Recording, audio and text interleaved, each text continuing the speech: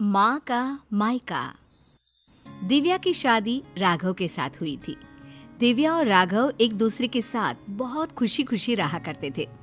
दिव्या एक मध्यम वर्गीय परिवार की लड़की थी, लेकिन दिव्या की सास अनीता जी का मायका काफी पैसे वाला था और अनीता जी अपने पैसे वाले मायके की वजह से काफी घमंड भी किया करती थी। एक दिन सुबह के वक्त, मम्मी जी मैं सोच रही थी अपने मायके जाकर आ जाती हूँ, बहुत दिन हो गया है ना। हाँ मम्मी, पूरा 1 साल हो गया है दिव्या को अपने घर गए। कुछ दिन रहेगी तो उसका मन बदल जाएगा। हाँ हाँ, क्यों नहीं बेटा, आराम से अपने मायके जाकर आओ। अरे भाई, लड़कियों को अपने मायके जाना भी चाहिए, वो भी तो तुम्हारा घर है, जरूर जाओ बेटा। ठीक है दिव्या, मैं 2 दिन बाद की टिकट करवा लेता हूँ, तुम्हें छोड़कर आ जाऊंगा। अरे तुम्हें जाने की क्या जरूरत है बेटा, बहू खुद भी तो जा सकती है ना, ट्रेन में बैठकर ही तो जाना है। लेकिन मम्मी अच्छा थोड़ी ना लगेगा, इतने दिनों बाद दिव्या अपने घर जाएगी, वो भी अकेले। अरे ठीक है ना बेटा, तुम क्यों अपनी छुट्टी खराब कर रहे हो बिना बात के। इन छुट्टियों को कभी इमरजेंसी के लिए बचा कर रखो, काम आएंगी।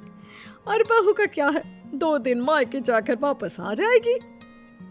कोई बात नहीं राघव, मम्मी जी ठीक कह रही हैं, बेकार में ही मुझे लाने छोड़ने में आपकी छुट्टियां खराब हो जाएंगी। वैसे बहू, तुम्हारा भाई भी तो तुम्हें लेने आ सकता है। शादी के बाद तो बेटियों को लेने अक्सर उनके भाई ही आते हैं। तुम्हारी मम्मी ने नहीं बताया तुम्हें? कोई बात नहीं मम्मी जी, अभी आप ही ने तो कहा ना कि मैं अकेले जा सकती हूँ, तो मैं अकेले चली जाऊंगी।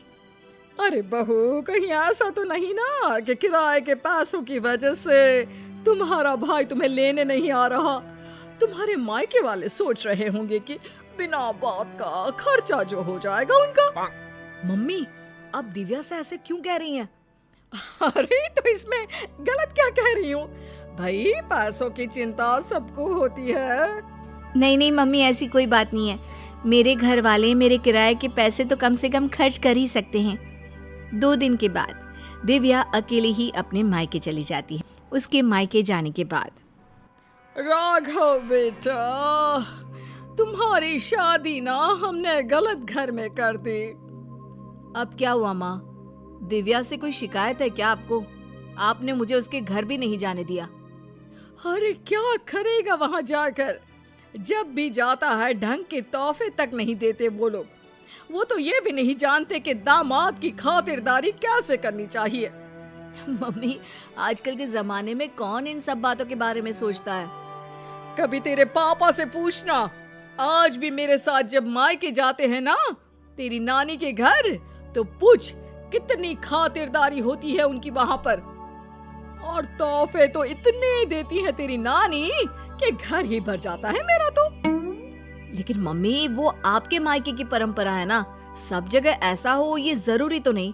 और हम दिव्या के घर वालों से ऐसी उम्मीद कैसे रख सकते हैं? अच्छा नहीं लगता मम्मी। ओफो, आजकल के लड़के ना शादी होते ही अपने पत्नी की साइड लेना शुरू कर देते हैं। अब देखना, आएगी तुम्हारी पत्नी खाली हाथ अपने मायके से। कुछ दिनों के बाद दिव्या अपने मायके से लौट कर आती है और वो अपनी मम्मी के दिए हुए गिफ्ट अपनी सास अनीता जी को दिखाती है। मम्मी जी ये देखिए, मेरी मम्मी ने मुझे साड़ी दी है, राघव के लिए शर्ट और आपके लिए भी एक साड़ी भेजी है। बस और कुछ नहीं रखा तुम्हारी मम्मी ने? अरे इतने दिनों के बाद मायके गई थी। मुझे तो लगा भाई अपने मायके से ढेर सारी चीज मिलेगी तुम्हें। ऐसी बात नहीं है मम्मी जी, वो लोग तो मुझे बहुत सारी चीजें देने की कोशिश कर रहे थे, लेकिन मुझे ये सब अच्छा नहीं लगता। हाँ मम्मी, मैंने ही दिव्या से मना किया था, बिना बात के किसी से चीज लेना अच्छी बात नहीं है। तुम्हारी नानी होती ना बेटा तो मुझे कभी इस तरह नहीं आने देती। मेरे मायके की तो बात पूछो ही मत, जब भी जाती हूँ इतने सारे गिफ्ट मिलते हैं, क्या बताऊं। बस मुझे तो कभी कुछ खरीदने की नौबत ही नहीं आई। कभी कोई साड़ी, कभी कोई सामान मैंने खुद के हाथों से इतने सालों में नहीं खरीदा। सब कुछ तुम्हारी नानी ने दिया है मुझे। मम्मी, अब वक्त बदल गया है, वो आपका मायका है, दिव्या का परिवार पूरी तरह से अलग है। हाँ मम्मी जी, और वैसे भी सबका परिवार एक जैसा नहीं होता ना, और मुझे मेरे परिवार से कोई शिकायत भी नहीं है। कुछ दिनों के बाद अनीता जी अपने मायके जाती है और जब वहाँ से लौट कर आती है तो बैग भर भर के गिफ्ट लेकर आती हैं। देखो बहू, इसे कहते हैं मायके से आना। अरे भाई, इतना सामान हो गया था कि क्या बताऊं। अरे वाह मम्मी जी, ये तो बहुत अच्छी बात है, आपको इतनी सारी चीजें मिली हैं। वही तो, और एक तुम्हारे मायके वाले हैं, ठीक से मिठाई भी नहीं भेज सकते बेटी के ससुराल वालों के लिए। मम्मी जी, आप ऐसा क्यों कह रही हैं? देखो तो सही बहू, मेरी माँ ने पूरे 5 डब्बे रखे मिठाई के। इसे कहते हैं बेटी को विदा करना। तुम्हारी तरह नहीं खाली हाथ भिजवा दिया। बस करिए मम्मी, दिव्या आपकी बहू है, आप उससे इस तरह बात करेंगे तो वो क्या समझेगी। राघव के बार बार समझाने पर भी अनीता जी पर कोई असर नहीं होता और वो कभी भी दिव्या को उसके मायके के लिए भला बुरा सुनाती ही रहती है। एक बार अनीता जी की तबीयत बहुत खराब हो जाती है।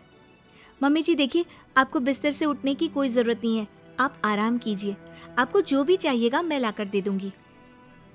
हाँ हाँ ठीक है, देखो तुमसे जो हो रहा है वो कर दो।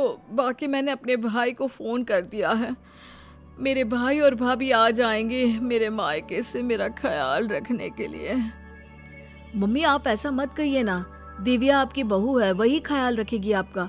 मामा और मामी कितने दिन आपका ख्याल रख लेंगे। ऐसा कुछ नहीं है, मैंने कहा ना, मेरे मायके वालों को बड़ा प्यार है मुझसे। एक फोन करूंगी और दौड़े चले आएंगे।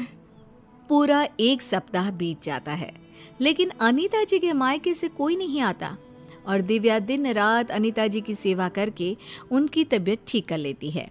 तबीयत ठीक होने के बाद, दिव्या बहू, जरा यहाँ तो आना मेरे पास। क्या हुआ मम्मी जी, आप ठीक है ना? आपको किसी चीज की जरूरत तो नहीं है? बहू मुझे माफ कर दो, मैं हमेशा अपने मायके का घमंड करके तुम्हें उल्टा सीधा सुनाती रही, लेकिन फिर भी तुमने मेरी इतनी सेवा की। मम्मी मैं आपसे कहता था ना, अगर आप अपनी बहू से प्यार से पेश आएंगे तो वो आपका बहुत ख्याल रखेगी और वही जिंदगी भर आपके काम आने वाली हैं। लेकिन मैंने तो अपनी बहू को हमेशा ताने मारे और फिर भी उसने मेरा इतना ख्याल रखा। मुझे माफ कर दोगी ना दिव्या? अरे मम्मी जी ऐसा मत कहिए, आप हमेशा मेरे मायके वालों को भला बुरा कहती रहती थी, लेकिन एक बात बताऊं, सबके घर वाले ना अलग अलग होते हैं, सबका अपना अपना नेचर होता है, लेकिन इसका मतलब ये नहीं कि मेरे मायके वाले मुझे प्यार नहीं करते, और इसका मतलब ये भी नहीं कि आप मुझे प्यार नहीं करती, है ना सच?